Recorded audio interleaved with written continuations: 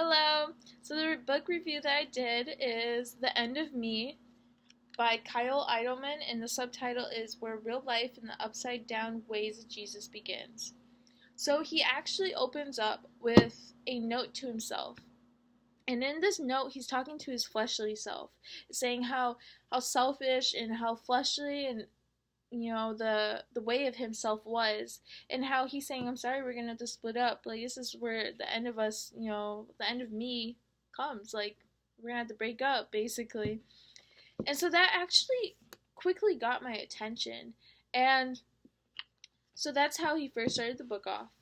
And throughout reading the book, like, he tells a lot of real life situations and a lot of real life stories and like his antidotes, but he also uses a lot of scripture.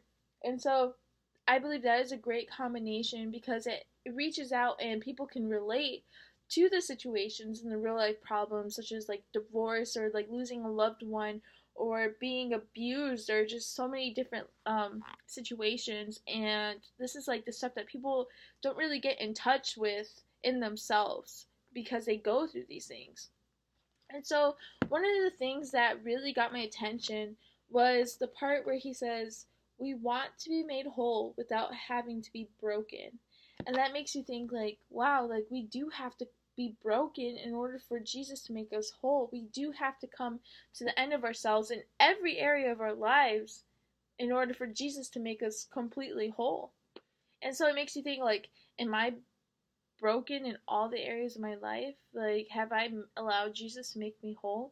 And another thing that he says later on is that some Christians, or even some people, they think that, like, this is a scary place to be if they think that they're actually whole, even though they are really broken. So, like, are there times where I think, oh, I'm whole, even though I have a broken area in my life that I haven't let Jesus completely, help me with, completely make it whole? And so that's like a scary place to be if you think, oh, I don't need Jesus in that area of my life because I'm fine, I'm whole. But we do have to come to the end of ourselves completely in every area of our lives.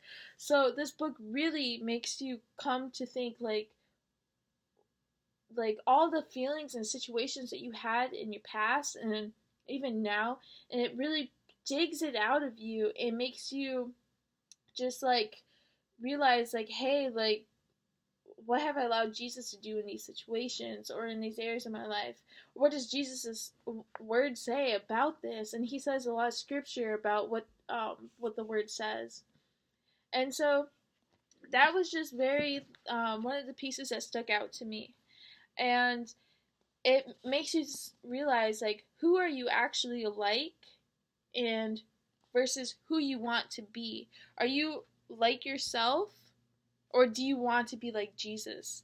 Like, which one are you? Like, are you trying to be like Jesus, or are you just letting yourself live your life? So, this book really, I would say, is like you come to the end of yourself. It helps you get there.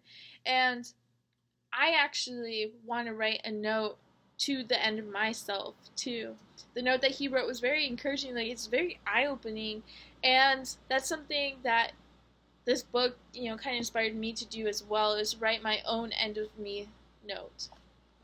And even at the back of the book, he even has challenging questions. And one of the questions that stuck out to me was, in what ways do you avoid being seen as broken? So that made me think, like, wow, like, how many times in my life have I avoided people at church or my friends to view me as not being seen as broken? Sometimes I laugh and smile, and I just don't want people to see that area of my life.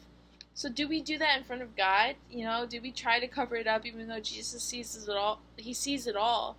And so this book has really opened up my eyes to a lot of areas of my life. And I really enjoyed it, and I really want, like, I have a second copy too, and I want to give it out to my sister. But this book has really helped transform me to the end of myself and to the beginning of Jesus. So thank you for watching, and that's my review on this book.